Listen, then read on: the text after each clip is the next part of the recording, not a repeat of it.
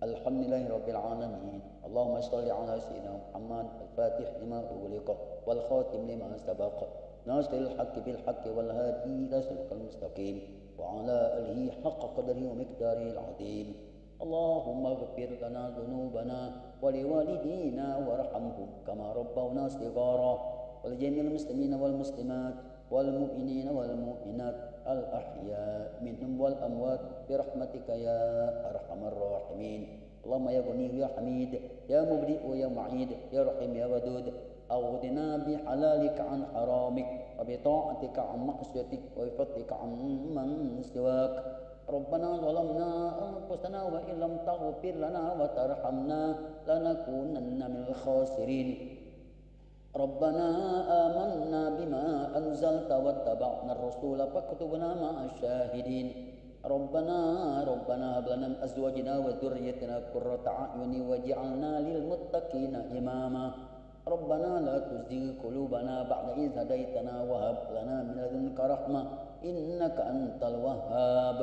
ربنا آتنا في الدنيا حسنة وفي الآخرة حسنة وقنا عذاب النار وقنا عذاب النار وقنا عذاب النار يا عزيز يا غفار يا رب العالمين.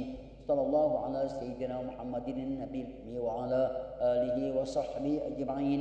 سبحان ربك رب العزة عما يصفون وسلام على المرسلين والحمد لله رب العالمين.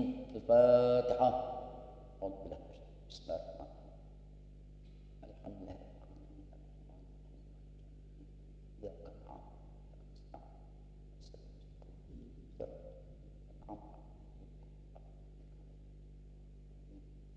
آمين يا الله آمين يا رحمن آمين يا رحيم آمين يا مجيب دعاء السائلين برحمتك يا أرحم الراحمين. دعواهم فيها سبحانك اللهم وتحياتهم فيها السلام وآخر دعواهم أن الحمد لله رب العالمين. صلى الله على محمد.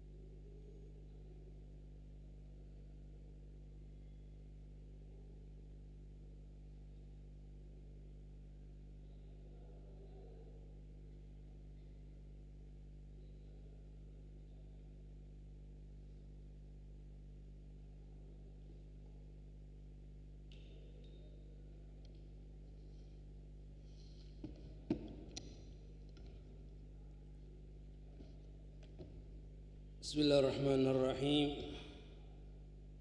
نستغفر الله العظيم. السلام عليكم ورحمة الله تعالى وبركاته. الحمد لله الذي فرض علينا تعلم شرائع الإسلام ومعرفة الصحيح ومعاملة فسيدها لتعريف حلال والحرام وجعل مال من علم ذلك وعمل به خلود في دار السلام وجعل ما شر من خلافه وعصاه دار الانتقام. أشهد أن لا إله إلا الله وحده لا شريك له المنة بنعم الجزام وأشهد أن سيدنا محمدا عبده ورسوله المبعوث رحمة للأنام صلى الله وسلم عليه وعلى آله وصحبه برة الكرام. اللهم صل وسلم على سيدنا محمد متحف بالرحمة الله عدد ما في علم الله صلاة وسلاما دائمين متلازمين bidawal mulki la wa ala alihi wa sahbihi adada kulli dzaratin alfa marra amma ba'd. Ayyuhal aba, ikhwan mustami'in hadirin rahiman wa rahimakumullah. Alhamdulillah thumma alhamdulillah atas berbagai macam limpahan rahmat nikmat yang Allah berikan kepada kita, terutama nikmatul Islam, nikmatul iman, nikmat kita dijadikan umat Nabi Muhammad sallallahu alaihi wasallam, nikmat hidayah, inayah, taufik, wasihah wal afiyah. Begitu juga salat serta salam tidak henti-hentinya kita haturkan, hadiahkan kepadanya kita Nabi Muhammad sallallahu alaihi wasallam beserta para keluarganya, para sahabatnya, pengikutnya di akhir zaman. Ya ma'azra hadirin rahiman wa rahimakumullah. Melanjutkan di dalam pelajaran al-fiqh dalam madhab Imam Syafi'i dalam akidah Ahlussunnah wal Jamaah dalam kitab Safinatun Najah dan syarahnya kitab Kasyifatus Syaja' ataupun Ghayatul Munah ataupun Ar-Raja' di dalam pembahasan tentang ahkam sholat, hukum-hukum di dalam permasalahan sholat. Terakhir kita membahas di dalam masalah syurutul ghuzwah, syarat sahnya sholat berjamaah. Kemarin yang sudah kita bahas di antara yang pertama, an la ya'lam butalan salat imamihi bihadatsin aw ghairihi. Yang pertama adalah makmum tidak boleh mengetahui batalnya sholat imam dengan hadas ataupun selain hadas. Jika makmum mengetahui imam ini batal sholatnya, maka hukum sholatnya tidak sah. Jika di pertengahan sholat dia baru tahu ternyata imam ini batal, maka pada saat itu dia wajib mufaraqah, wajib misah dari imam. Tapi kalau tahunya dari sebelum sholat kemudian dilupa, maka sholatnya batal, tidak sah. Contoh, imamnya kentut, lagi kelakar sama kita kentut, kemudian lupa, kita pun juga lupa. Pas masuk waktu sholat, dia sholat, dia jadi imam, kita jadi makmum. Di pertengahan sholat baru ingat ternyata imam ini batal sholatnya. Tadi, maka hukum sholat kita batal, tidak sah. Atau di pertengahan sholat, kalau pertengahan sholat contohnya imam ini bawa najis, contohnya buat lagi sholat, ternyata di belakang imam ini nyampak tai cicak atau tai burung di belakang bajunya, kita nyingok, otomatis pada saat itu imam ini batal sholatnya. Makmum mengetahui batalnya sholat imam dengan hadas atau selain hadas. Apa yang harus dilakukan oleh makmum pada saat itu? Wajib mufaraqah, wajib niat misah dari imam. Artinya langsung dia dalam hatinya niat misah dari imam. Sholatlah dewean, sholatlah dewean, tidak boleh lagi melek imam. Sholatlah dewean gitu. Yang tahu. Ustaz yang tidak tahu bagaimana? Yang tidak tahu jika hadasnya itu tampak seperti najis tadi, batal kalau sholatnya. Kalau najisnya tadi tidak tampak, maka tidak batal sholatnya bagi makmum yang tidak tahu. Contoh masalah kita yang jadi imam, kita jadi imam, kita lupa, kentut tadi itu. Habis wudu, maka kita lupa kentut. Habisnya sholat gitu, sholat asar. Pas sholat asar kita jadi imam.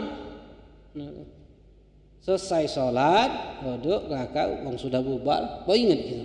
Ya Allah, tadi ana, batal sholat subuh. Tidak wudu lagi. Apa hukum sholat makmum tadi? Sah kalau. Sah kalau tidak ada masalah. Kenapa? Karena hadasnya tidak tampak. Jadi kata ulama kalau tampak wajib mengulangi, kalau tidak tampak tidak wajib mengulangi. Jadi kalau seandainya adanya hadas yang tidak tampak tidak wajib mengulangi. Contoh semalam jima subuh, lupa mandi. Pikir tadi nak mandi subuh belah, sudahlah. Subuh belah tidur, pas tidur bangun subuh, lupa nak mandi. Cebok be wudu kita biasa be wudu habis wudu, sholat gitu. Jadi imam pula gitu. Balik ke rumah baru ingat, ya Allah semalam junub anak belum mandi. Jadi imam.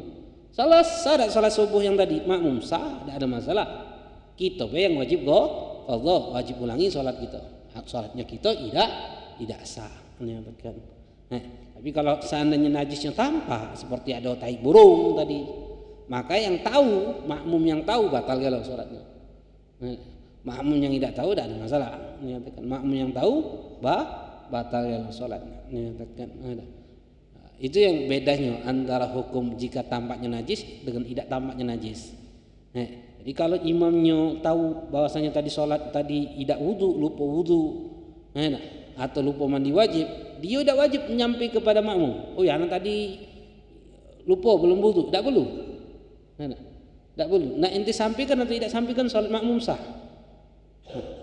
Paham? Kenapa? Karena itu tidak tampak. Beda kalau tampak, wajib dinyampaikan. Baju najis, ada tai burung belakang ini.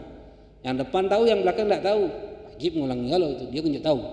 Oh, baju anak ini najis, ulangi sholat kamu. Yang milik anak ulangi sholat. Kenapa? Karena najisnya tampak. Itu perbedaannya. Nah, itu perbedaannya. Masalah lagi, contoh lagi kalau kita wudu, ternyata ada cat di jempol kita, belum bersih wudunya tadi. Ada catnya aja belum bersih, dibersihkan. Wudu gitu, wudu sholat, jadi imam pula. Setelah sholat nyingok. Ada jempol kita nih setelah sholat ini. Ingat jempol kita ini masih ada cat, berarti wudunya tidak sah. Ada. Perlu dia nyampaikan sama makmum yang lain? Tidak perlu dia nyampaikan. Kenapa? Karena sifat hadas itu tidak tampak, tidak jingoan. Tidak perlu nyampaikan. Ada. Beda kalau najisnya tampak. Cak tadi burung. Kita makmum yang mengetahui batalnya sholat imam tidak boleh kita peloi. Makmum yang mengetahui batalnya sholat imam tidak boleh meloi. Wajib mufaraqah. Kalau tahunya di pertengahan sholat wajib mufaraqah. Contoh lagi, tahu di pertengahan sholat misalnya imam tidak baca bismillah. Sedangkan kita makmum wajib baca bismillah. Kita bermadzhab Syafi'i. Sedangkan kita yang bermadzhab Syafi'i mewajibkan untuk membaca bismillah di dalam suratul Fatihah. Wajib baca Fatihah. Pas dengar, nah imam tidak baca bismillah lagi salat. Apa yang harus kita lakukan? Yang harus kita lakukan apa? Tunggukan imam rukuk. Imam rukuk mufaraqah kita langsung. Imam rukuk mufaraqah. Atau pertengahan salat itu ketika dia tidak baca bismillah langsung mufaraqah gitu. Niat kumisah dari imam salat dewean gitu. Kenapa? Karena makmum mengetahui batalnya salat imam. Kenapa? Karena imam tidak baca bismillah. Sedangkan bismillah merupakan ayat di dalam suratul Fatihah. Jika tidak baca bismillah di dalam suratul Fatihah, maka hukum salatnya tidak sah. Itu mazhab kita Syafi'i. Berbeda di luar mazhab Syafi'i. Kalau Habib cuman Ustaz, kalau kita salat di Mekah, di Madinah, umroh, lagi haji, imamnya dah baca bismillah. Cak mana kondisi kita makmum ini? Apa kita wajib mufaraqah juga? Di dalam masalah ini ada dua pendapat. Pendapat yang pertama, yang mayoritas pendapat itu tergantung i'tiqad makmum. Jika i'tiqad makmum ini imam membatal, tidak baca bismillah dia batal, maka wajib mufaraqah. Wajib mufaraqah. Ini pendapat pertama. Yang kedua, pendapat kedua itu tergantung i'tiqad imam, keyakinan imam. Jika imam ini bermadzhab Hanafi masalah, yang tidak mewajibkan bismillah di dalam suratul Fatihah, maka kita boleh melai pendapat dia yang bermadzhab Hanafi tadi. Tetap sholat di belakang dia walaupun kita Syafi'i. Boleh melai pendapat Hanafi tersebut. Tergantung i'tiqad imam. Yang tidak boleh sama sekali apa? Imamnya bermadzhab Syafi'i. Makmum bermadzhab Syafi'i, imam tidak baca bismillah. Ngapa tidak baca bismillah? Melai Mekah, tidak baca bismillah. Wajib mufaraqah gitu. I'tiqadnya salah sudah. Karena jika dia bermadzhab Syafi'i, dia wajib baca bismillah dalam suratul Fatihah. Ini. Jadi kalau makmum mengetahui batalnya sholat imam, wajib mufaraqah. Contoh lagi banyak. Makmum yang mengetahui batalnya sholat imam, masalah contohnya apa? Imam ini bacanya tidak benar. Makhraj hurufnya tidak benar. Berarti tidak sah sholat dia. Wajib mufaraqah. Wajib niat misa. Atau contoh lagi apa? Auratnya terbuka. Ketika ruku, yang lanang biasanya terbuka bagian belakang ini. Otomatis makmum mengetahui batalnya salat imam. Makmum yang mengetahui batalnya salat imam dengan hadas atau selain hadas, maka wajib bagi makmum itu mubaragah, niat misah dari imam. Tidak boleh meloi dia. Kalau meloi batal. Magangi besat, magangi, tidak meloi, magangi, imam nunggu. Tak lama saat jingok wong misalnya. Magangi. Imam rukuk baru rukuk, batal salatnya. Tidak boleh sama sekali. Kalau pas kebetulan tidak apa-apa, tidak ada masalah. Tapi kalau nunggu dia rukuk baru nak rukuk, dia i'tidal baru nak i'tidal, batal salat kita. Itu ngikutin namanya. Itu yang pertama. Lalu yang kedua, wa alla ya'taqidu wujub qada'iha alaih. Ini juga sudah kita bahas kemarin. Makmum tidak boleh meyakini imam ini wajib qada salatnya. Contoh yang wajib qada salatnya adalah contoh wong yang salat di kondisi tayamum yang sebabnya ada air tapi dia tayamum. Becak wong yang pucuk pesawat. Kalau kita umroh, wong yang umroh itu, wong yang umroh kemudian di pucuk pesawat, kan sholat kan? Wudu tadi, tidak wudu, dia tayamum, tayamum pucuk pesawat, syarat tayamumnya. Makanya kalau kita nak berangkat haji, umroh penting ya nak belajar. Jangan main berangkat belajar bab tayamum. Belajar tentang sholat jama, qasar, itu penting. Belajar hukum umroh, hukum haji, itu penting. Sangat-sangat penting. Karena berapa banyak uang melaksanakan ibadah haji, umroh, pucuk pesawat dia tayamum. Tayamumnya di mana?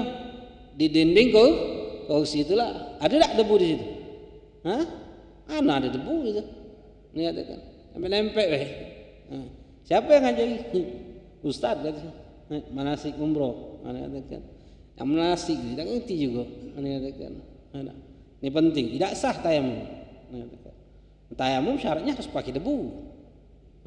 Harus pakai debu. Bukan ngosok-ngosok harus ada debu. Pucuk kursi itu dah kata debu. Ini katakan harus penting ada debu. Nah, wong yang tayamum di pucuk pesawat itu salatnya kalau ada pun debu masalah, wajib qadha, wajib i'adah salatnya. Walaupun dia wudu, wajib i'adah. Kenapa? Karena syaratnya juga di dalam salat itu harus ngadep kiblat. Dan dia tidak ngadep kiblat, ngadep jalan pesawat, duduk pucuk kursi itulah. Wong yang salat wajib tidak pacak ngadep kiblat, dia ngadep di mana dia salat, ngadep mana. Tapi wajib qadha, wajib i'adah salatnya. Nah, wong yang di pojok pesawat itu baca tak berjamaah salatnya? Tidak baca. Ini ngajak jamaah pula. Ayo Pak kita si TL-nya, terleadernya itu yang membimbing wong pergi haji umroh itu. Ada apa nanya? Ayo Pak kita bareng-bareng salatnya berjamaah kita di pojok pesawat. Ini tidak ngerti kalau hukumnya. Ini sering terjadi ikhwan. Tidak sah salatnya. Kenapa tidak sah berjamaah? Karena makmum meyakini imam wajib qadha salatnya. Kenapa? Yang pertama, dia salat kalau seandainya dia tayamum, tayamumnya wajib i'adah salatnya. Kalaupun dia wudu tetap ngadep kiblat, kiblatnya pun juga ngadep arah pesawat, dia wajib i'adah juga, wajib ulang lagi salatnya nantinya. Nah, si makmum yang meyakini imam ini wajib i'adah tidak boleh berjamaah. Jadi salatlah dewek-dewekan. Salat itu kaki dihormatil waqt, untuk menghormati waktu salat. Menghormati waktu salat dia wajib tetap salat, tapi menghormati waktu salat dan wajib i'adah dia. Wajib mengulangi salatnya. Ini syarat kedua, syarat sahnya salat berjamaah. Makmum tidak boleh meyakini imam ini wajib i'adah, wajib qadha salatnya, wajib mengulangi salatnya. Lalu yang ketiga, alla yakuna makmuman. Imam itu tidak boleh posisi dia sebagai makmum. Imam itu tidak boleh dia sebagai makmum. Berbeda kalau seandainya misalnya imam, makmumnya kita pelai jadikan imam, boleh tak? Tidak boleh. Kecuali sudah selesai sholat, dia masbuk nambah rakaat. Ketika dia nambah rakaat, dia boleh kita jadikan imam. Tidak ada masalah. Berbeda kalau dia posisinya sebagai makmum nian atau ragu-ragu syak. Itu nih berjamaah, apa dewek-dewek nih, mana imam, mana makmum gitu. Misalnya contoh, ada wong salat berdempetan. berdempetan. Sah sholatnya, sah sholatnya. Sunnahnya makmum itu mundur sedikit, mundur sedikit, tapi tidak boleh lebih jeda dari satu hasta, satu dhira. Ini katakan antara tumit makmum dengan tumit imam. Kalau melebihi makruh hukumnya. Melebihi hukumnya makruh. Kalau dengan imam itu tidak boleh lebih dari 3 dhira. Satu dhira, 2, 3. Antara tumit makmum dengan tumit imam tidak boleh lebih dari 3 dhira. Kalau beda dari 3 dhira, hukumnya makruh, menghilangkan fadilah berjamaah di bagian shaf itu. Dia tidak dapat fadilah jamaah. Bagian shaf. Berapa banyak kita perhatikan dalam sholat berjamaah, imam itu kadang posisinya agak terlalu jauh ke depannya, sehingga tumit makmum ke tumit imam itu lebih dari 3 dhira. Itu yang akhirnya menyebabkan kemakruhan dalam sholat berjamaah. Sah, tidak ada masalah. Imam di sini, makmum di belakang sana. Sah, tidak ada masalah. Yang penting makmum tahu gerakan imam. Tapi makruh. Kemudian kalau imam dan makmum berdempetan, sah tidak salatnya? Sah, tapi makruh dalam mazhab kita Syafi'i. Kemudian kita bingung yang mana imam, yang kanan apa yang kiri imam nih? Kita pilih salah sikonya, boleh tak? Tak boleh juga. Mereka ngikutin imam yang masykuk, yang diragukan mana imam. Kita harus tahu dulu mana yang imam, mana yang makmum. Kalau kita sudah tahu dia ni imam, ini yang makmum, nah kita bawa baca melok imam tersebut. Kalau dia adalah makmum tidak boleh. Lalu yang berikutnya syaratnya Allah yakuna ummian. Imam itu ummi, tidak boleh ummi. Ummi itu sebagaimana kemarin, definisi ummi itu wong yang tidak baca maco, tidak baca nulis. Man la yaqra wa la yaktub, wong yang tidak baca maco, tidak baca nulis, itu ummi. Sebagian mana nabi kita nabi ummi, nabi kita Nabi Muhammad itu nabil ummi. Sering kan gitu kalau salawat Allah shalli ala sayyidina Muhammadin nabil ummi. Nabil ummi itu adalah nabi yang tidak baca maco, tidak baca nulis. Karena Rasulullah mukjizatnya berupa Al-Quran. Kalau Nabi baca maco, tidak baca nulis, berarti Al-Quran itu kaget dikatakan buatan Nabi. Padahal Nabi itu ummi, tidak baca maco, tidak baca nulis. Itu kemuliaan bagi Nabi. Tapi bagi umat Nabi itu kehinaan. Jika umat Nabi ini tidak baca maco, tidak baca nulis, ummi, itu hina, jelek, buruk itu.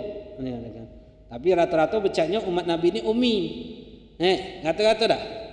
Tidak baca maco, tidak baca nulis. Ada yang baca maco, ada yang tidak baca nulis. Ada yang baca nulis tapi tidak baca maco. Baca tak baca nulis tak? Umi tak kita ni? Tak baca maco Quran, tak baca nulis Quran. Rata-rata umi tak? Rata-rata umi. Padahal jangan sampai kita ni ummi. Makanya belajar baca Quran. Belajar nulis Quran. Nabil ummi. Nah, di dalam fikih, dalam masalah hukum fikih, dalam masalah bab salat, yang dikategorikan ummi ini adalah man la yuhsin qiraatul Fatihah. Wong yang tidak baca maca Fatihah dengan benar. Wong yang tidak baca maca Fatihah dengan benar, tidak baca dijadikan imam. Jika bacaan mahrut hurufnya tidak benar, tidak boleh jadikan imam. Mahrut yang paling penting, mahrut huruf, ucapan yang benar itu 5 iko itu dalam salat. Takbiratul ihram, Fatihah, tahiyat akhir, salawat, salam. Ini harus benar. Kenapa harus benar? Karena ini rukun ucapan. Ucapan yang diwajibkan di dalam salat itu cuma 5 iko. Takbiratul ihram, Fatihah, tahiyat akhir, salawat di dalam tahiyat akhir, salam. 5 iko ini adalah rukun ucapan. 5 ini wajib benar bacanya. Wajib benar. Wajib benar bacanya, wajib benar makhraj hurufnya, wajib benar tasdid-tasdidnya. Jika salah, maka jika memang dia bisa kemudian dia tidak benar bacanya, tidak sah salatnya. Dia bisa baca Fatihah dengan benar, tapi dia tidak perhatian sehingga bacaan Fatihahnya salah, tidak sah Fatihahnya. Kalau dia rukuk batal sholatnya. Berbeda kalau seandainya memang tidak baca nian. Kalau dia memang tidak baca nian, baca Fatihah dengan benar, seperti contohnya kita orang Palembang seringan sampaikan, huruf ra diganti rin, huruf ra itu diganti rin dikatakan. Bismillahirrahmanirrahim.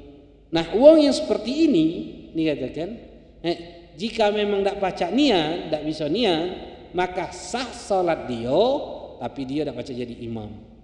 Karena syurutul imam, syurutul qudwah, syarat sahnya salat berjamaah, imam itu tidak boleh ummi. Kecuali makmum sama ionyo, kata ulama. Makmum dan imam ini sama-sama ummi, sama-sama makhraj hurufnya tidak benar. Maka dua kok ini boleh, kata ulama, berjamaah.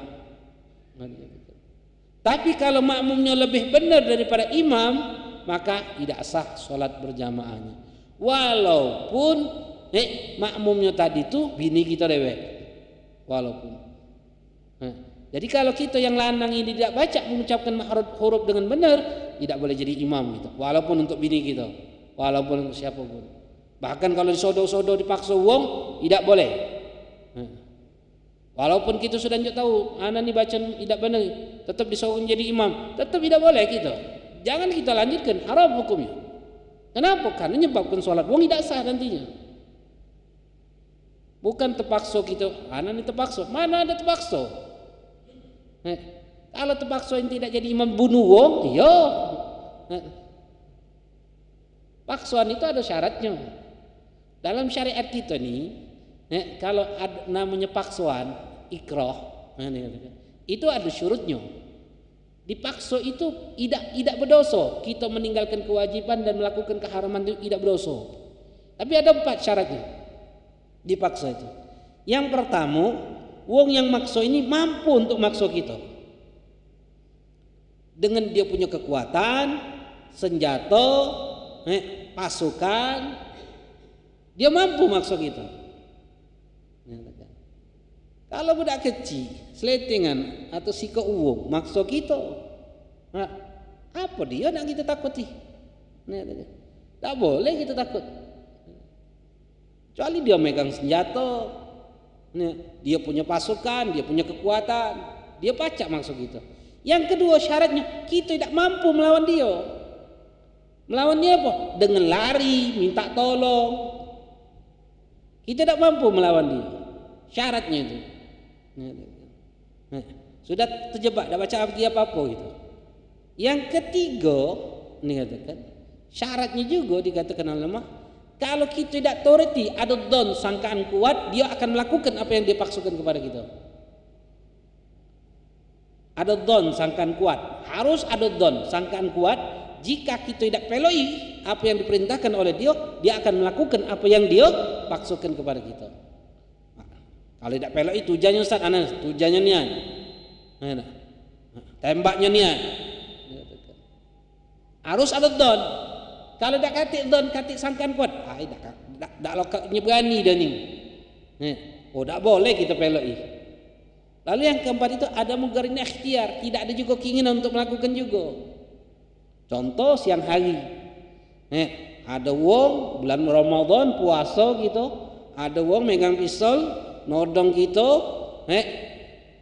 kita tidak mampu lagi ngelawan dia, ada don sangkaan kuat, kalau tidak turuti dia bakal nembak kita, apa dipaksanya? Suruh minum, banyak es pula, es teh pula, siang hari panas-panas pula, batalkan kau puasa kau, minum, kalau kau tidak minum kau tembak kau.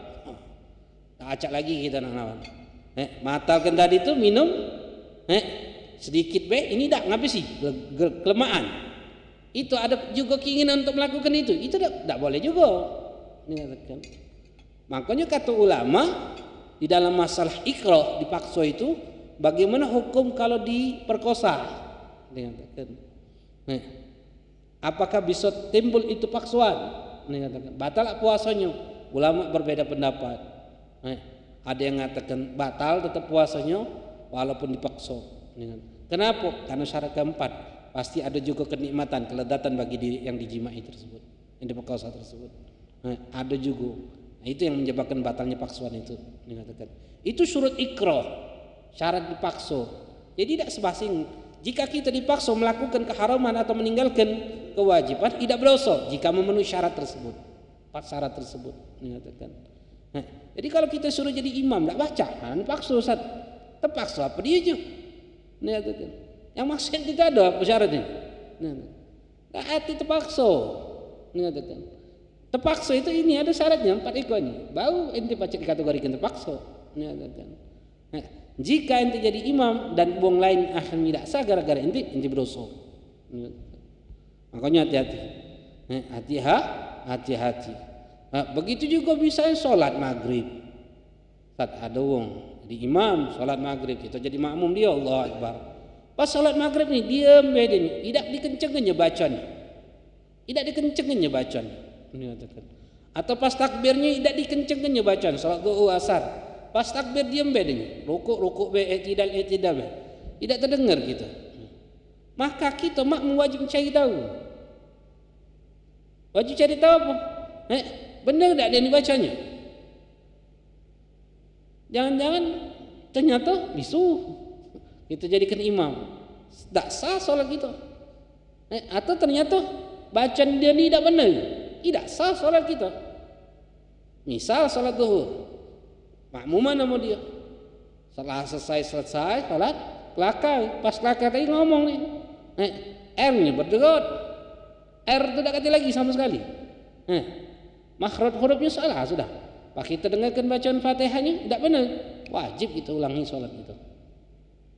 Tidak. Kenapa? Karena imamnya ummi. Walaupun setelah sholat kita tahunya, wajib kita mengulangi lagi sholat tersebut. Itu yang dikatakan Allah. Kemudian yang kelima, alla yataqaddam alaihi fil mawquf. Nah ini penting juga. Makmum tidak boleh mendahului tempat posisi sholat, iktimat tumpuan dia. Kalau tegak, tumpuan kita tumit yang dihitung, yang dianggap. Kalau tegak. Kalau duduk, tumpuan kita adalah pantat. Kalau tidur miring, tumpuan kita lambung. Kalau telentang, tumpuan kita dianggap kepala.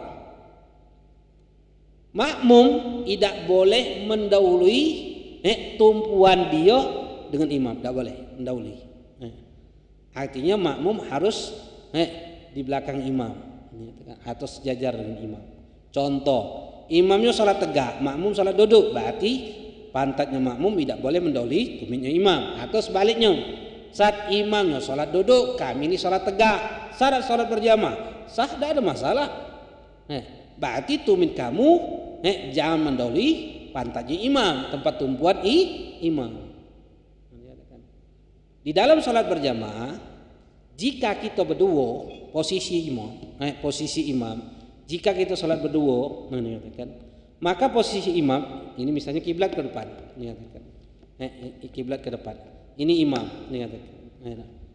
makmum itu di mana? Sebelah kanan imam, sunnahnya kalau berdua. Kalau imamnya lanang ini, makmum itu di mana? Jika makmumnya lanang juga, sebelah kanan imam. Sunnahnya tidak lebih dari sejengkal, 1 dhira' antara tumit imam dengan tumitnya makmum, tidak boleh 1 dhira'. Kalau sejajar hukumnya makruh. Imam dan makmum sejajar hukumnya makruh. Imam harus lebih maju dikit. Yang lebih afdalnya di mana? Tumit imam, ujung tumit imam sejajar dengan ujung jari-jari makmum. Ini tumit imam, ini jari-jari makmum di belakang, sebelah kanan. Ini afdalnya. Afdalnya. Tidak terlalu belakangnya, tidak terlalu depan, tapi sejajar sampingan. Tumit imam dengan jari-jari makmum, jari-jari kaki makmum ini sejajar. Itu sunnahnya. Kalau lebih dari 1 dhira', hukumnya makruh. Dia tidak dapat fadilah berjamaah di dalam salat tersebut. Bagian shotnya dia tidak dapat. Kemudian jika ada orang lagi nak sholat di belakangnya, nak tambah lagi makmum, maka si makmum yang kedua ini di sebelah kiri imam. Takbir dulu, Allahu Akbar, baru mundur ke belakang. Dua-duanya mundur, merapat, atau imam yang maju ke depan? Makmumnya merapatkan shaf. Mana yang lebih afdal? Yang lebih afdal makmum yang mundur ke belakang. Nah, bukan imam yang maju, itu yang lebih afdal. Jika berdua, kalau seandainya sudah kami, mana yang lebih afdal? Kalau kami shaf itu imam di depan, makmum di belakang, tapi tidak boleh lebih dari 3 dhira antara tumit makmum ke tumit imam. Jika lebih dari 3 dhira, maka hukumnya makruh. Tidak dapat fadilah berjamaah bagian shaf itu. Tidak dapat fadilah berjamaah bagian shaf tersebut. Begitu juga makmum dengan makmum yang lain. Makmum yang di belakangnya itu tidak lebih dari 3 dhira. Kalau lebih dari 3 dhira hukumnya makruh. Kemudian jika imamnya lanang, makmumnya lanang tadi. Kalau imamnya lanang, makmumnya betina, baca kita salat amu bini kita, maka posisi makmum itu bukan sebelah kanan imam, tapi langsung di belakang. Ini imam, ini makmum, bukan berdampingan, tapi di belakang. Ini imam, ini makmum di belakang. Kalau dengan anak kita yang lanang, anak kita sebelah kanan imam, ibunya di belakang. Itu sunnahnya. Jika imamnya lanang, imamnya betina, makmumnya betina, nak siko, nak berdua, nak bertiga dan keempat, maka shaf imam itu di shaf makmum. Shafnya imam itu di shaf makmum, maju sedikit be, tidak lebih dari sejengkal. Bukan macam ini. Nak berdua, nak bertiga, nak berempat makmumnya, imamnya itu shafnya di shaf makmum, tapi maju sedikit, bukan di shafnya imam. Itu kalau seandainya imamnya perempuan. Dan shaf ini hukumnya sunnah, tidak wajib. Kalau antara lanang dan betina dan anak-anak macam mana? Kalau lanang yang dewasa di belakang imam, anak-anak di belakang dewasa, perempuan di belakang anak-anak yang laki-laki. Itu sunnahnya. Baik, kalau seandainya satu shaf itu campur lanang betina, satu shaf itu campur lanang betina, sah tak solatnya? Sah, tak ada masalah. Sah solatnya, tapi dia tidak dapat pahala shaf itu dewe. Fadilah berjamaah bagian shaf itu tidak dapat ini. Ada sebagian lagi kan masjid ini ditetak dua. Bagian betina belah sana, bagian lanang belah sini. Otomatis perempuan itu sesop dengan lanang. Sah tak ada masalah. Tapi dia tidak dapat fadilah berjamaah. Sunnahnya di belakang. Ustaz, perempuan di belakangnya. Sop cuma 2 sop di masjid itu. Kan rata-rata masjid itu kan. Sopnya cuma 2 sop. Perempuan di belakangnya ditutup belok beber. Tutup pula beber. Sah tak salat berjamaah makmum? Sah perempuan itu. Tapi dia tidak dapat fadilah berjamaah, hukumnya makruh. Kenapa? Karena lebih dari 3 dhira. Jadi sop makmum ke makmum tidak lebih dari 3 dhira. Tapi yang harus penting juga perhatikan, jika makmum perempuan itu tidak boleh ditutup, kecuali di masjid tidak ada masalah. Kalau di masjid tidak ada masalah. Tapi jika itu bukan masjid, perempuan itu harus ada sikok wong, salah sikok dari makmum itu harus bisa nyingok imam atau nyingok makmum yang lain. Kalau tertutup sama sekali, hukumnya tidak sah nantinya. Perhatikan hukum masalah ini. Nanti kita bahas. Itu syaratnya. Yang pertama syarat ini, bedakan nanti antara masjid dengan bukan masjid. Nanti ada hukumnya. Yang penting makmum tidak boleh mendahului posisi imam. Kalau sejajar apa hukumnya? Makruh. Tidak dapat fadilah jamaah. Begitu juga kalau tidak lebih dari seandainya lebih dari 1 dhira. Misalnya berdua salat, imam di depan, makmum di belakang. Imam di depan, makmum di belakang imam. Berdua aja nih, imamnya lanang, makmumnya lanang. Tapi makmumnya di belakang imam, bukan di samping kanan. Berdua be. Apa hukumnya? Makruh bagi makmum. Lebih dari 1 dhira. 1 hasta. 1 dhira ini kurang lebih 45 cm kata ulama. 1 dhira itu. Hukumnya makruh. Jangankan di sini, imam di sini, makmum di belakang sana, ujung sana. Sah salatnya? Berjamaah. Sah salatnya. Tidak ada masalah. Tapi dia tidak dapat fadilah jamaah. Tidak dapat fadilah jamaah bagian safnya B. Bagian safnya B. Itu yang harus kita paham. Jadi kalau kita nyingok misalnya kalau cak salat Id. Kita ini kan kalau salat Id di Masjid Agung ini kan sampai ke sana-sana. Sampai ke Ampera segala macam. Lanang betino campur saf itu. Boleh tak? Sah tak ada masalah. Asal si makmum itu tahu kagak gerakan imam. Nanti berikutnya syarat itu. Yang penting makmum itu tahu gerakannya. Tapi hukumnya makruh. Tidak dapat fadilah berjamaah bagian safnya B kata ulama. Begitu juga takbir sebelum merapikan saf yang pertama, hukumnya juga makruh kata ulama. Contoh masalah. Kan kalau kita Jum'atan nih belum sempurna saf depan ini penuh, sudah takbir duluan gitu. Allahu Akbar. Masih wong nyusun ngapi gensop. Apa hukumnya? Makruh. Ada lagi pendapat ulama mengatakan tidak makruh, tidak apa-apa. Ada lagi makruh. Tetap dapat fadilah jamaah. Yang sunnahnya rapitkan dulu saf depan, rapi baru. Kemudian mana yang lebih afdal? Jika saf yang berikutnya diisi dari depan, apa diisi dari sebelah kanan atau sebelah kiri? Saf yang pertama, yang kedua itu, yang ketiga berikutnya itu diisi yang depan, tengah. Biar rapat yang lain. Biar nggak rapat yang lain. Kemudian di dalam sholat jenazah, kalau jenazah ini kan sering ada jadi manusia. Kalau dalam sholat jenazah, cak mana Ustaz? Kalau dalam sholat jenazah itu ngapetnya, tidak perlu soft ini, tapi ngerapatnya. Baca kita.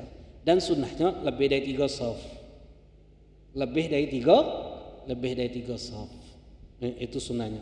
Kenapa harus lebih dari 3 shaf? Walaupun uangnya sedikit. Misalnya Ustaz yang sholat nih cuma 7. Ya sudah, imam makmum 2. Dia katakan. Bukan jadikan 1 shaf. Kenapa? Karena ada riwayat hadis. Memang ada riwayatnya hadis. Yang salat jenazah kalau lebih dari 3 shaf, si mayit itu akan mendapatkan ampunan di sisi Allah. Makanya itu melebihi 3 shaf. Itu kesunahan di dalam salat jenazah. Beda salat biasa. Kalau salat biasa gimana? Jadi sikok shaf B. Penuh ke shaf itu. Walaupun 1 shaf salat masjid cak sini. Walaupun 1 shaf. Itu lebih afdal. Kemudian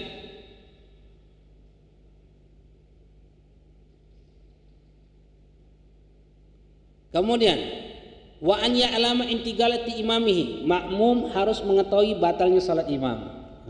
Harus mengetahui gerakan imam, bukan batalnya salat imam. Makmum harus mengetahui gerakan imam, perpindahan imam.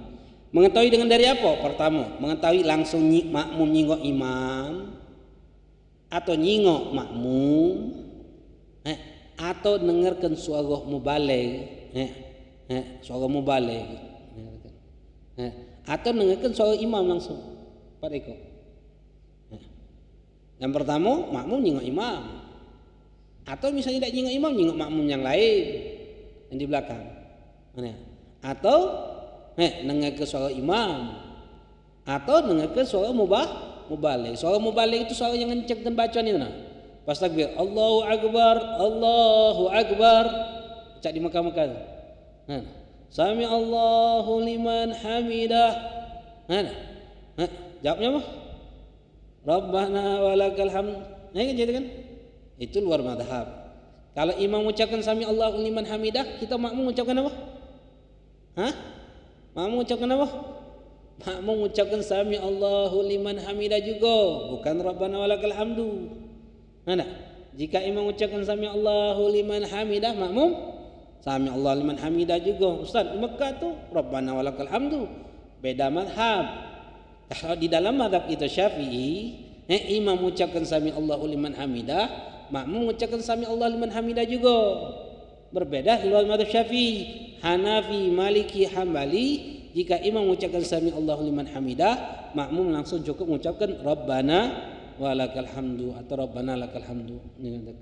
Sedangkan kita yang bermadzhab Syafi'i, imam mengucapkan sami Allahu liman hamidah, makmum sami Allahu liman hamidah juga. Kemudian itu namanya suara mubaligh. Suara mubaligh. Kalau kita nak jadi suara mubaligh ini ngenceng ke suara imam, misalnya speaker mati, oh ni suara imam kecil pula, kita nak ngenceng ke suara imam rukuk, Allahu Akbar, Allahu Akbar. Nah ini syaratnya dia harus disertai dengan niat zikir. Kalau dia cuma iklam menunjuk taubeh kepada makmum yang lain, batal solat dia. Begitu juga nak menekan imam salah. Kalau imam salah kan kita sunnah mengucapkan apa? Subhanallah, sunnah. Ingatkan imam itu sunnah apa wajib? Kalau imam salah. Imam salat maghrib. Salat maghrib rakaat ketiga tegak lagi imamnya. Allahu Akbar. Imamnya. Kita salat berdua nih. Pas salat maghrib, uji kita 3 rakaat sudah. Atau tegak lagi imam. Allahu Akbar. Ingatkan imam, sunnah apa wajib? Ingatkan imam, sunnah apa wajib? Sunnah. Ingatkan imam itu sunnah, tidak wajib. Ingatkan. Kita ingatkan. Jadi tidak ingatkan tidak apa-apa. Nah imam yang diingatkan oleh makmum tidak boleh melak pendapat makmum. Ingatkan itu. Imam yang diingatkan makmum tidak boleh melak pendapat makmum. Kita sudah 3 rakaat. Kita ingat. Subhanallah. Niatkan zikir, tak boleh niat unjuk taubeh. Kalau niat unjuk taubeh, batal salat kita. Subhanallah harus disertai dengan niat zikir. Niat unjuk tahu disertai dengan niat zikir. Subhanallah. Ini kebanyakan kita subhanallah kalau niat unjuk tahu. Niat unjuk taubeh, batal salat kita. Hati-hati iklam. Ngumumkan dalam salat itu membatalkan salat. Subhanallah. Apa yang harus dilakukan oleh imam? Ingat imam 2 atau 3 ini, 2 atau 3 misalnya salat maghrib. Kalau imam yakin baru 2 ini, maka imam tidak boleh melek pendapat makmum. Kalau ingat tinggal duduk. Oh iya 3, duduk. Kalau lupa niat, perasaan aku 2 ini. Apa subhanallah nih? Dia tidak boleh melek makmum. Dia harus nambah 1 rakaat. Nah si makmum yang sudah 3 rakaat tidak boleh melek imam. Si makmum yang sudah 3 rakaat tidak boleh melek imam. Tunggu be. Imam nambahkan 1 rakaat. Imam salam baru makmum melok salam. Pertanyaannya, siapa yang salah? Imam atau makmum? Yang salah? Imam atau makmum yang salah? Yang salah tuh imam atau makmum? Yang salah tuh ngoceh habis sholat ngata imam. Mam kau ni gila sholat maghrib 4 rakaat. Si imam ngomong kau tu lagi gila salat maghrib 2 rakaat. Bocor dia. Itu yang salah. Sebetulnya imam syarat salatnya. Makmum syarat. Benar ke tidak? Benar kalau salatnya. Yang tidak benar itu yang ribut itu yang saling nyalakan. Itu yang tidak yang benar. Itu faham. Kalau kita faham hukum syariat ini, hukum fikih, kita akan bijak nyikapi wong ini. Cuman karena tidak faham itu kadang ribut jadi masalah gitu. Makanya penting faham itu. Ingatkan imam salat subhanallah subhanallah. Batal. Imam meninggalkan tasyahudul awal ini subhanallah subhanallah. Duduk galau tasyahudul awal. Apa hukumnya? Kalau imam meninggalkan tasyahudul awal maka makmum apa yang harus dilakukan oleh makmum? Wajib meninggalkan tasyahudul awal. Wajib. Jadi kalau imam makmum duduk dia lakukan tasyahudul awal, imam tegak tasyahudul awal, makmum duduk tasyahudul awal. Apa hukumnya? Batal kalau. Apalagi subhanallah subhanallah, duduknya lagi batal sudah. Dikatakan wajib dia tinggalkan. Pahami hukum itu, dikatakan. Nah, si makmum ini harus tahu gerakan imam. Jadi kalau seandainya imamnya makmumnya di pojok, lantai pojok. Imam lantai bawah salat, dikatakan. Di lantai pojok ini tahu-tahu speaker mati lampu. mati lampu. Sehingga si makmum yang di pojok ini tidak kedengar lagi suara imam. Tidak jingoan pula. Apa yang harus dilakukan oleh makmum? Wajib mufaragah. Wajib langsung niat misah dia dari makmum, dari imam. Langsung salat dewean. Kalau dia pelok nakal-nakal batal salat dia. Kenapa? Karena syurutul gutwa, salah satu syarat sahnya gutwa, makmum harus mengetahui batalnya salat mengetahui gerakan imam. Dengan nyingok imam langsung atau nyingok sebagian makmum atau dengarkan suara imam atau dengarkan suara mubaligh. Nah, kalau kita nak jadi suara mubaligh tadi, kita harus disertai dengan niat zikir. Imam Allahu Akbar, kita pun mengucapkan Allahu Akbar dengan niat zikir. Kemudian syarat berikutnya wa yastami'a fil masjid. Ini panjang pembahasannya. Salat berjamaah itu beda hukum. Insyaallah minggu depan kita bahas. Yang harus kita pahami dulu. Salat berjamaah itu beda hukum. Jika di masjid beda hukumnya. Imam di masjid, makmum di luar masjid beda hukumnya. Atau sebaliknya. Imam di masjid, makmum di luar masjid, beda juga hukumnya. Imamnya di luar masjid, makmumnya di masjid, beda juga hukumnya. Atau dua-duanya di luar masjid juga beda hukumnya. Ini beda kalau hukumnya. Antara masjid dan bukan masjid itu beda. Kita harus pahami masjid itu apa. Masjid itu wakaf masjidnya. Ada masjid, ada wakaf masjid, ada wakaf untuk masjid, itu beda juga.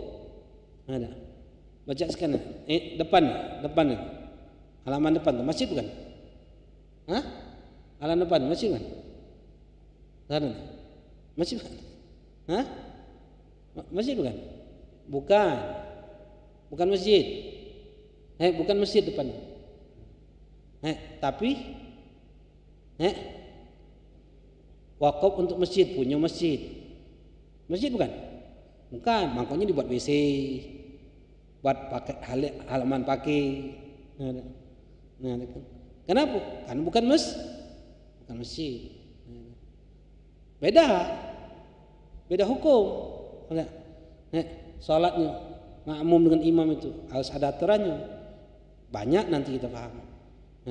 Beda hukum. Namanya masjid dan bukan masjid. Makanya katakan ada wakaf masjid, ada wakaf untuk masjid, itu beda. Jadi kalau sebidang tanah, ada wong wakaf, aku wakafkan sebidang tanah ini jadi masjid. Aku wakafkan masjid ini sebidang tanah. Maka sebidang tanah ini adalah masjid. WC-nya di mana? WC di mana?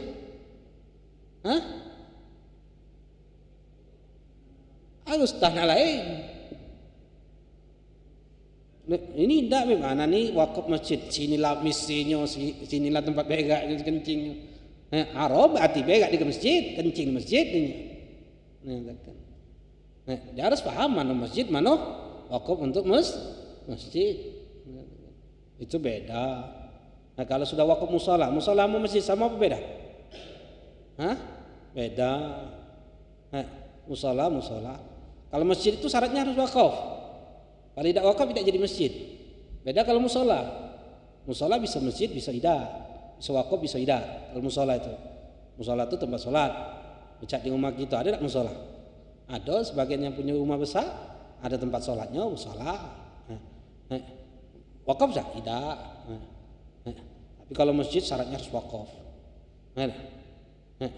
Ini di gedung bangunan dibuat masjid Jumatan. Masjid kan itu? Dibuat Jumatan di gedung itu. Masjid kan itu? Becak di kantor, perkantoran, perusahaan, bangun deh masjid di situ. Masjid kan itu? Masjid itu harus wakaf. Kalau tidak wakaf tidak jadi masjid. Kalau perusahaan itu butuh dipindahkan, mana pacak pindahan wakaf itu? Wakaf itu ingkita tasyarruf, memutuskan tasyarruf. Penggunaan lagi tidak baca lagi sudah. Jadi kalau sudah misalnya anak mewakafkan tanah misalnya, bukan punya anak lagi sudah. Mewakaf masjid, bukan punya anak lagi. Apalagi ngaku-ngaku itu punya punya kakek aku, punya bapak aku. Bapak kau yang masih hidup lagi tidak berhak ngomong itu punya dia. Kenapa? Karena sudah wakafkannya, melepaskan hak dia itu sudah. Apalagi nak ngomong itu punya keluarga kami. Yang muwakafkan lagi tidak punya hak lagi ngomongin itu punya dia. Menyatakan itu yang harus kita pahami. Menyatakan ini ngaso sudah wakaf masih punya dia. Jangan ngatur. Ini yang sering terjadi. Nanti kita bahas hukum itu. Antara masjid, sholat berjamaah di masjid dengan bukan di masjid itu ada perbedaan nanti. Ada perbedaan antara masjid dan musola itu ada perbedaan nanti insyaallah minggu depan kita bahas. Ada yang ditanyakan dalam bahasan? Ada. Waalaikumsalam.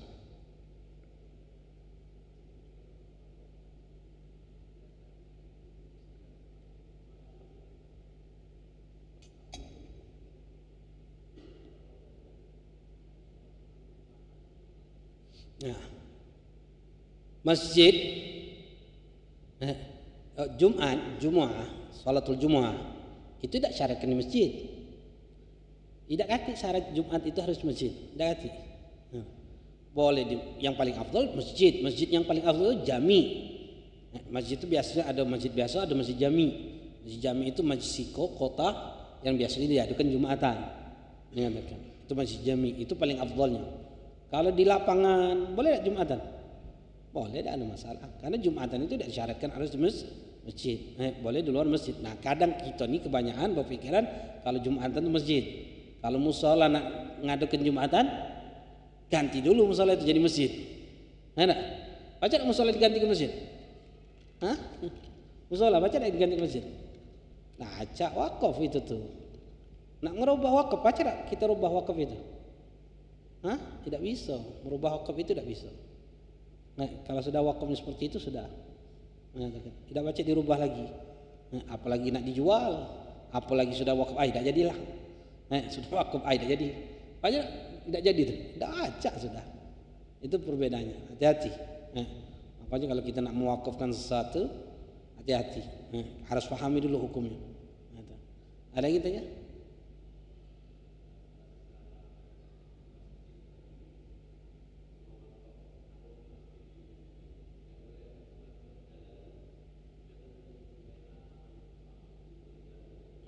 Dagang tuh sebetulnya di dalam masjid itu ada makruh hukumnya. Dalam masjid makruh, bukan haram. Ada mayoritas ulama dalam madhab kita. Apalagi di luar tidak ada masalah. Apalagi di luar tidak ada masalah. Nah, yang harus kita pahami ada wakaf masjid, ada wakaf untuk masjid itu beda. Ini wakaf masjid ini masjid ini. Depan itu masjid kan? Bukan, tapi wakaf untuk masjid. Beda antara masjid dengan wakaf untuk masjid. Cak lampu lampu. Masjid kan ini? Lampu ini. Masjid kan? Bukan. Wakaf untuk masjid. Masjid bukan? Bukan. Punya masjid tapi. Punya masjid. Nah, kelas. Ini siapa nih? Punya masjid. Ada ustaz wong wakafkan. Berarti wakaf untuk masjid, bukan masjid ini. Nah, ustaz ini masjid meli dewek ini, berarti punya masjid meli. Nah, ini kepemilikan masjid, tapi bukan masjid. Kepemilikan itu bisa wakaf, bisa hibah, bisa meli dewek. Menyatakan, paham? Menyatakan. Makanya uang dagang tidak ada masalah. Menyatakan, masuk bayar pakai, boleh pakai masjid. Masjid dah. Tapi semua fasilitas itu untuk kemaslahatan masjid, bukan untuk maslahatan pribadi. Itu beda. Bedakan antara wakaf masjid dengan wakaf untuk masjid. Makanya wakaf untuk masjid itu kaget. Ya tergantung masjid itu nak dijadikan apa nih? WC, tempat parkir. Sada etikaf di depan. Etikaf di depan itu sah? Tahiyatul masjid sah? Ngapa tidak sah? Bukan masjid, tapi punya masjid. Pahami. Beda hukum itu. Nyatakan. Itu beda. Makanya buat WC. Buat WC dah. WC, buka WC situ depan. Boleh tak? Boleh, karena bukan masjid. Itu yang harus kita paham. Kalau itu wakaf masjid, boleh buat WC di masjid. Boleh. Ini sudah wakaf masjid. Wakaf masjid nih. Tanah. Aku wakafkan ini tanah di masjid. Buat 2 tingkat, belakang bawahnya WC. Bawahnya WC. 4 begak tempat kencing. Apa hukumnya? Yang tadinya net ibadah, tapi tidak paham dengan hukum. Akhirnya dia ibadah apa maksiatnya? Maksiat. Kenapa? Tidak memahami syariat. Makanya penting memahami syariat itu penting. Makanya Rasulullah mengatakan wa kullu man bighairi ilmi ya'malu a'maluhu mardudatun la tuqbalu. Setiap wong yang melakukan suatu amal ibadah tapi tanpa didasari dengan ilmu, maka amalnya mardud, ditolak, la tuqbalu, tidak akan diterima oleh Allah. Makanya setiap ibadah itu pahami ilmunya. Jangan tidak faham. Karena wong ini berpikir dengan akal dia, dengan otak dia. Aku nak berbuat baik, bangun masjid, tapi tak ngerti. Jangan wakaf masjid, ada tanah wakaf masjid, baik dia, tapi tak ngerti dia. Masjid tu harus ada WC-nya. 4 begak gimana, tempat kencing mana? Ini sudah wakaf. Aku ubah beda jadi. Aku ubah. Baca tak diubah? Kalau sudah diwakafkan, tak bisa. Itu nak hati-hati.